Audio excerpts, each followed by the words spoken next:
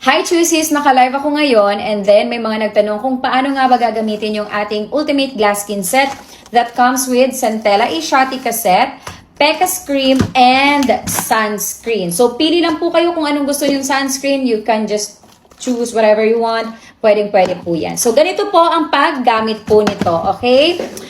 First po, ang ating Centella Asiatica Set ay day and night po ito. Meron po kayong facial foam, toner, serum, and Cica cream. Day and night. Ibig sabihin kung paano ginamit sa gabi, ganun din po sa morning.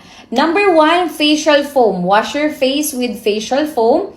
After po niyan, syempre babanlaw na kayo and then pat dry with a clean towel or a soft tissue. After po niyan, magto-toner na kayo. Etong toner choosies, pwede nyong ilagay sa cotton or ilagay nyo po sa palad nyo and then tapik-tapik sa face po ninyo. Ako naman, I highly recommend lagay nyo siya sa palm nyo or sa palad. Tapos tapik-tapik nyo lang. Kasi yung cotton kasi po, ano siya, magaspang. So, ma-irritate yung skin po ninyo. So, I would really recommend na itap-tap-tap nyo lang. Tapos alam niyo po, kapag itatap-tap-tap nyo yung skin po ninyo, nakaka-stimulate po kayo ng blood circulation sa face and then nakaka-stimulate din ng collagen production sa face. After toner choosies, mag-serum na kayo, okay? After serum, mga ilang seconds na ma-absorb ng ating face, mag-Cica cream na kayo. Okay, sa umaga, pwedeng ganun din po ang inyong routine. So, focus tayo sa night. So, ganun na po siya. Facial foam, toner, serum, Cica cream. Dito na po papasok sa gabi si Pecas cream. Si Pecas cream po, after ni Cica cream or Centella cream. After ni Centella cream, Pecas cream. Kapag marami kang pimples, pwede mo siyang gamitin muna ng 3 times a week. 3 times a week. Kung may melasma ka, 3 times a week, gabi lang siya gagamitin. Bawal sa leeg, bawal sa may lip area, bawal sa mata, bawal sa may nose. Okay? After po niyan, choosies ha, again, 3 times a week lang kung maraming pimples at maraming melasma.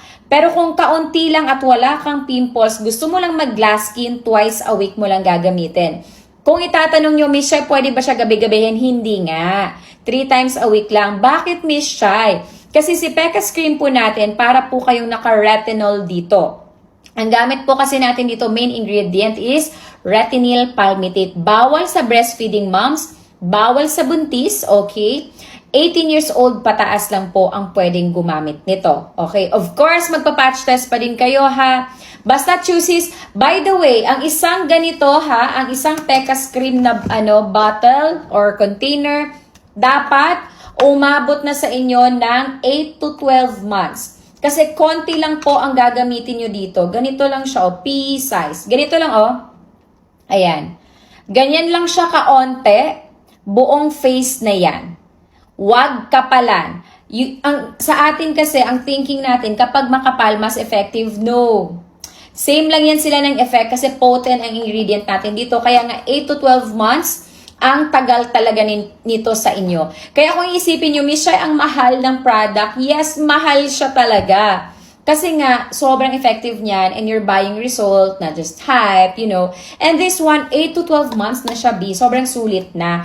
Ang i-replenish nyo lang dyan or ibabayin nyo siya monthly is the Centella Asiatica Set. Anyway, in the morning naman, Centella Asiatica Set pa din, facial foam, toner, serum, Cica cream. Pero kapag ikaw ay nagtitipid, pwedeng facial foam and then Centella cream ka lang, tapos sunscreen ka na.